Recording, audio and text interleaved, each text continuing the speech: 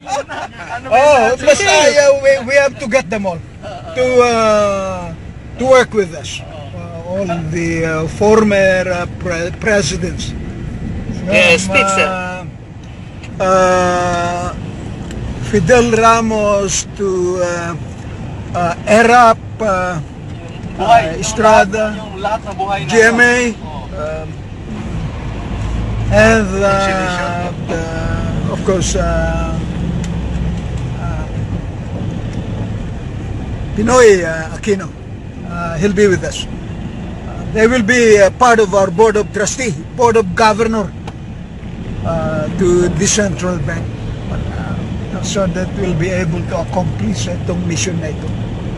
So ano po ba mission niya, sir? Para sa bayang Pilipino? Well, make sure na yung our mensahe, our platform.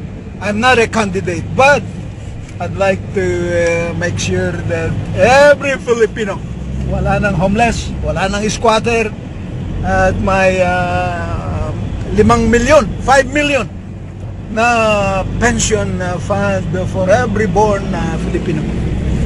Kailan niya, sir, sasimulan po yung project niya? Immediately, we now is requesting the president to sign with us a unilateral, bilateral, trilateral mines field breakthrough agreement, and will immediately put together a bolt-to-bolt, ledger-to-ledger deposit of our gold.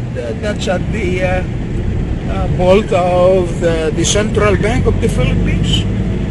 And we are allowed, I'll be responsible of addressing the attestation of the Federal Reserve U.S. Treasury, in as much that we are the Millennium Centurion Bank of the world, with the Federal Reserve U.S. Treasury, and through the Bureau of Engraving and Printing,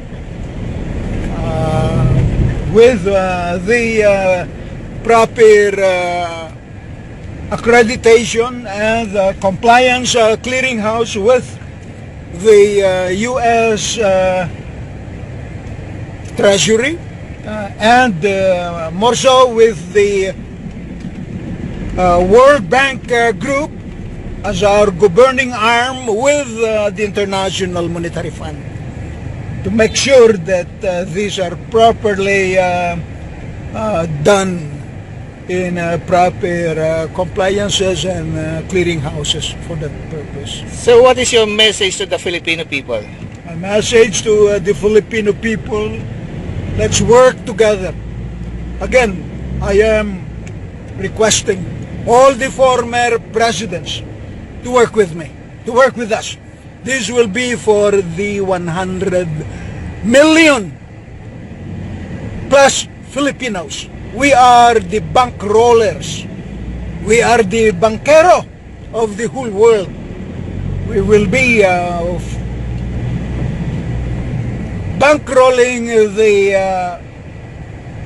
embodiment of ECOSOC, social, cultural, educational, and the infrastructure governance of the whole world through the monetary system of central banks and the monetary global reset. Okay, sir. What is your message to President Duterte? Make sure, Pudigong, now we have to accomplish this mission. Hindi po ako magagalit. Ang mga 100 million na naaapi, na walang-wala, ang magagalit sa iyo pag hindi mo ito ginawa with us.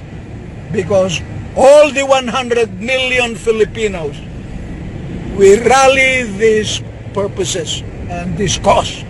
Kasi siguro naman, naobserbahan mo na ng kahirapan ng bawat mayoryang Filipino. Sir, ano po ba masasabi niyo sa Central Bank? Ano po ba plano niyo? Masasabi ko lamang, plano niyo po, sir? we have to activate the old Central Bank of the Philippines, because ito ang may kapital. We have 400,000 metric ton of gold sa vault natin. More so because of the ancestral domain of OCT TC01-4, the Hacienda Filipina Archipelago. We have as well the undocumented gold, which we have, and other minerals, platinum and diamonds, stones. So, we are very rich. We can accomplish this mission for the good of the Filipino people and for the good of humanity. Not only with us Filipinos, but all over the world. And the 100 million Filipinos, all of us, are bankrolling the monetary system of central banks of the whole world. So it's not only me or Alpha Omega or few people. It's all of the 100 million plus Filipinos. We are bankrolling the whole world because we have all the asset. And this is the asset of all of us. So, why you are inviting former President Benigno Aquino to work with us? Well, listen, he has a fair share of his leadership. I don't mind what he did. At least he made a mark that he's been a leader with us. So he's with us.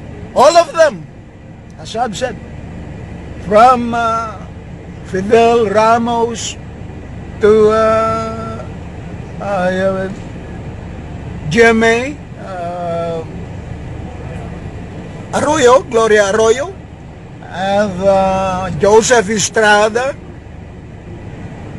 as well our beloved brother Pinoy Aquino. He has to show his good faith to all of us now. If he will not show his good faith, I'll make sure that the 100 million Filipinos will castigate him if he will not show his real good faith to the Filipino people. So because we have never seen any good faith yet coming from him. What is your message to the justices, associate justices of the Supreme Court of the Philippines? To all the Supreme Court justices and associate justices, and at the same time, and to all those judges, make sure that we have to work.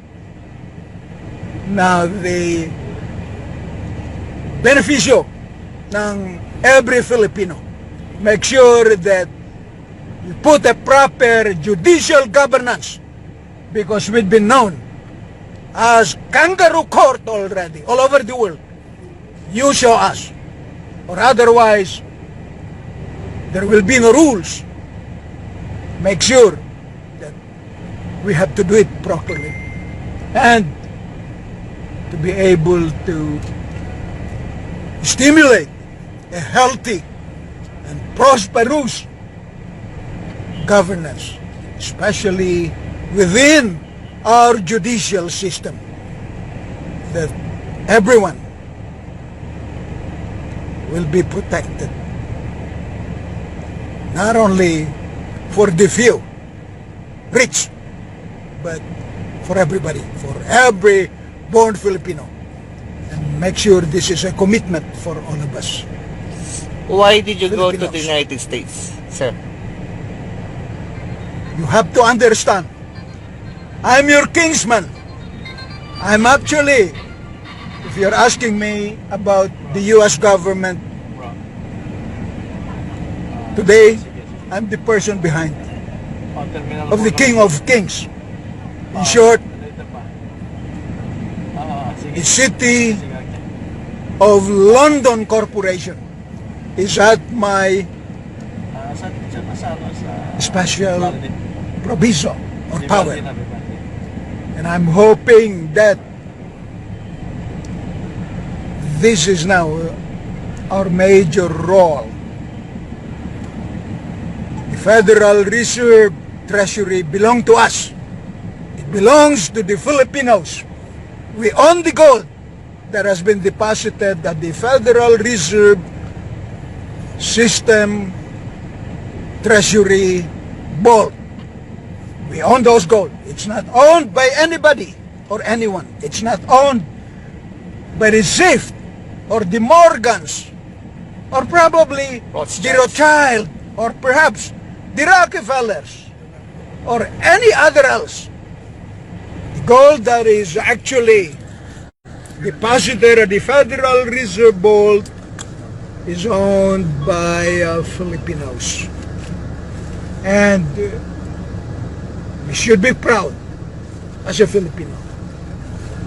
Please explain the origins of the gold.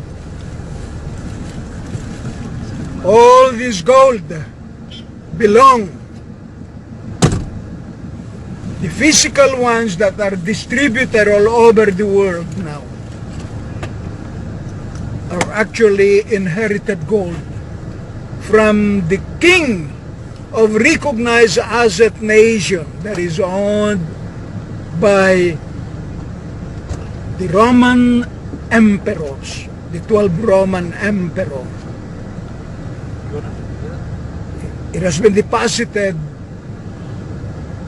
in our country. The amount that has been received is within the tune of 365,365,000 metric ton of gold. So you can imagine this is real. But the most important thing, the undocumented gold from Area 1 to Area 12 here in the Philippines, both Cordillera and Sierra Madre, we have rebury of gold to like about 176 golden lily site rebury. So you can imagine the undocumented gold that we have is multi-trillion of tonnage. We have at the same time diamonds, big stones, black, blue, pink, yellow, purple, green, and white. These are stone diamonds. So you can imagine, we are very rich. Filipinos are rich. We are the richest country in the world. No question. We just have to make it work to all of us. Aside from the Yamashita sites, how many treasure sites are there? Can you explain them briefly one by one? The Japanese site, we have actually... May I excuse myself? All right. Okay. Babalik sa ano. The Japanese site, we have 5 of them. Actually. The only one that what we had to among this site, we have Golden Satu site. Second one was Golden Yamaguchi site. The third one, we have Golden Chichibu site. The fourth one, we have the Golden Masato site. Yeah. And the fifth one is the well-known site called Golden Lily Yamashita site. But these are not that large. They are just part of the integral asset that has been established here in our country. Again, I would like to emphasize we have so much undocumented gold. So what can President Duterte do to make use of this gold for the benefit of the 100 million Filipinos, at least 100 million Filipinos? Well, pretty much, he doesn't have to do nothing. We have the gold that are already sitting in our vault the Central Bank of the Philippines, we have 400,000 metric ton. All he has to do is agree with us. We'll have to sign a bolt-to-bolt, ledger-to-ledger agreement. The unilateral, bilateral, trilateral Mansfield breakthrough agreement, attested by all our leaders here in the Philippines. We can deposit as much as 100,000 metric ton, bolt-to-bolt, ledger-to-ledger, insured and bonded at the same manner. We can now print equivalent to 50 trillion US dollars. Pesos or US dollars? US dollars. Here in the Philippines? Here in the Philippines, which meant that if we have to print US dollars or pesos, we are qualified to print in 30-year loan proviso as much as 50 trillion in the 30 years. What is the currency, sir? US dollars or peso here in the Philippines? Here in the Philippines, it will be pesos, definitely, because we are using pesos. So how about the Asian dollar? The Asian dollar will come probably towards the late part of next year. I'm hoping that today we are actually discussing, and we are actually having a summit, conference, and conventions, ministerial meetings based on the global reset. So Asian dollar is a part of the agenda, and if that happens, it will probably be one currency. It will be 1-to-1 with US dollars and euro. So that will happen, but that will not happen this year. It will happen probably towards the end of next year. So what is the role? 2019. What is the role of Madam Imelda Marcos in this noble mission for humanity? Ma'am Imelda, being my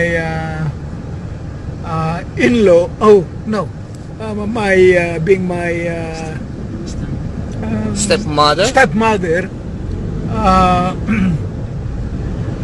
she has a role because first she is a former congresswoman here. She's been involved in politics, and being my stepmother, she's also my mother. She has a role because she's been a custodian of this asset through my great father, Ferdinand Edralin Marcos. So what are the roles of Bongbong, Irene? With among my siblings, they are most likely Bong, and Irene can just be a witness or testators towards all this asset, because pretty much they knew the existence of these assets. So do you have anything more to say, sir? Well, there is nothing more to add. I just wanted to make sure that every other Filipino will benefit from all these assets that we had, and we should now share it to everyone. There will be no difficulty to everybody, and at least there will be no poor Filipino. Thank you very much for the wonderful interview, sir. We are very happy that you are able to return to the Philippines alive and kicking. All right, thank you.